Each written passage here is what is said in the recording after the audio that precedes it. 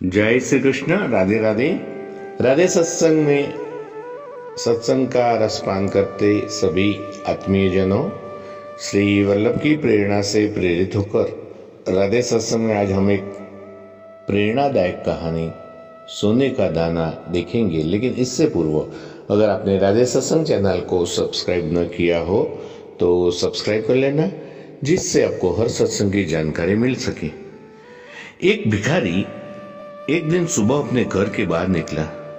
त्योहार का दिन था। आज गांव में बहुत ही भिक्षा मिलने की संभावना थी।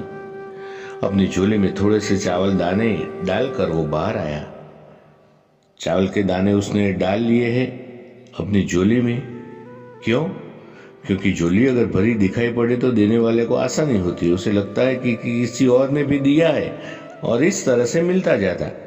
तो सूरज निकलने के करीब है, जब रास्ता सब सोया है, सब अभी लोग जाग ही रहे हैं। मार्ग पर आते ही सामने से राजा का रथ आया। उसे नजर में आया तो वो सोचता है कि आज राजा से अच्छी भिक्षा मिल जाएगी। राजा का रथ उसके पास आकर रुक जाता है। उसने सोचा, धन्य है मेरे भाग्य, आज तक कभी राजा से भिक्षा नहीं मांग पाया, क्योंकि द्वारपाल बाहर से ही लौटा देते हैं। आज राजा स्वयं ही मेरे सामने आकर रुक गया है। भिखारी ये सोच ही रहा होता है, अचानक राजा उसके सामने एक याचक की भांति खड़ा होकर उससे भिक्षा देने की भीख मांगने लगता है। राजा कहता है कि आज देश पर बहुत बड़ा संकट आया हुआ है।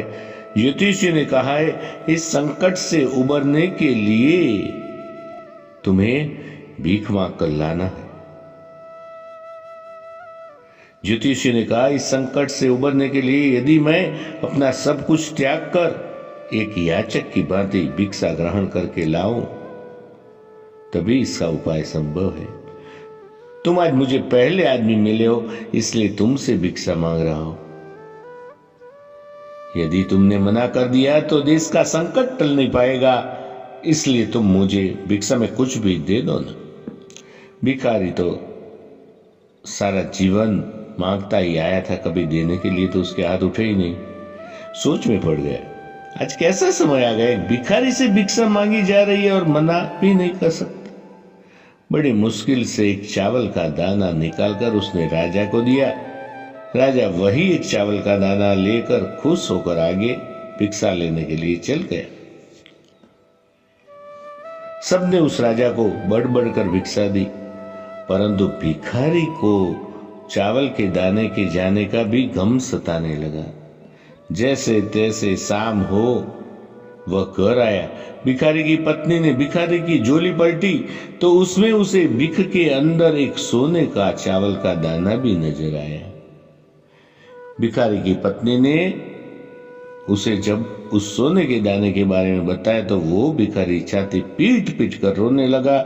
जब उसकी पत्नी ने रोने का कारण पूछा, सारी बात बताई, और उसकी पत्नी ने कहा तुम्हें पता नहीं कि जो दान हम देते हैं वही हमारे लिए स्वर्ण है, जो हम इकट्ठा कर लेते हैं वो सदा के लिए मिट्टी का हो जाता है।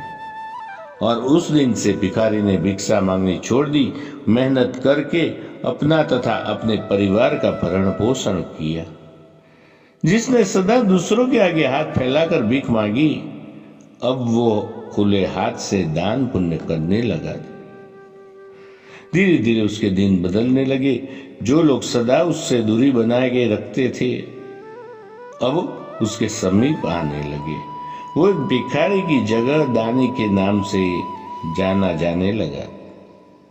प्रियजनों, तो जिस इंसान की प्रवृत्ति देने की होती है उसे कभी किसी चीज की कमी नहीं होती, और जो हमेशा लेने की नीयत रखता है उसका कभी पूरा नहीं पड़ता। तो इसके साथ ही आज के सत्संग को श्री वल्लभ के चरणों में समर्पित करके अत्रे विराम ले। फिर मिलेंगे राधे सत्संग में नए सत्संग के साथ। जय श्री कृष्ण। राधे राधे।